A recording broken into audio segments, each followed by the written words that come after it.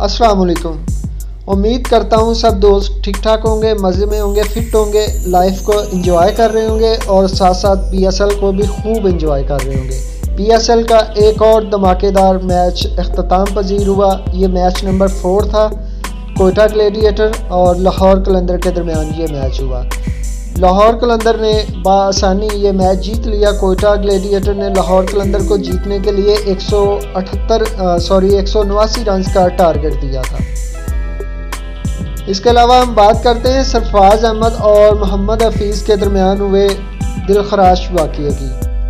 Match के दौरान एक और दिलचस्प वाक़या पेश आया जब स्टेडियम में बैठी लड़की ने क्रिस गेल को कुछ ऐसा इशारा किया कि क्रिस गेल ने छक्कों की बरसात शुरू कर दी।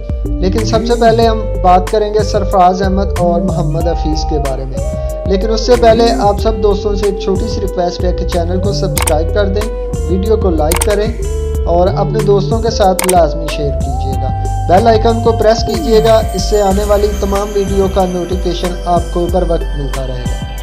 तो चलिए बात कर लेते हैं। सरफराज अहमद ने मोहम्मद हफीज़ से मुसाफा नहीं किया। तफसीलात के मुताबिक लाहौर कलंदर के हाथों कोयटा ग्लेडिएटर की शिकस्त के बाद सामने आने वाली वीडियो ने सोशल मीडिया पर बहस छेड़ दी है। वीडियो में देखा गया है कि मैच के इख्तिताम के बाद जब दोनों टीमों के खिलाड़ी एक दूसरे से मुसाफा करने में मसरूफ़ थे, तब सरफराज अहमद खिलाड़ियों की जानब आए, ताहम उन्होंने लाहौर कलंदर के मोहम्मद हफीज़ से मुसाफा ना किया। इस वीडियो के बाद सरफराज अहमद को ख़ास तनकीद का निशाना बनाया जा रहा है।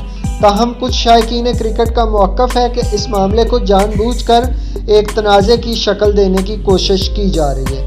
आप दोस्तों का इस बारे में क्या ख्याल है? आप दोस्तों ने कमेंट सेक्शन में लाजमी बताना है। मुझे आपके कमेंट्स का इंतज़ार रहेगा।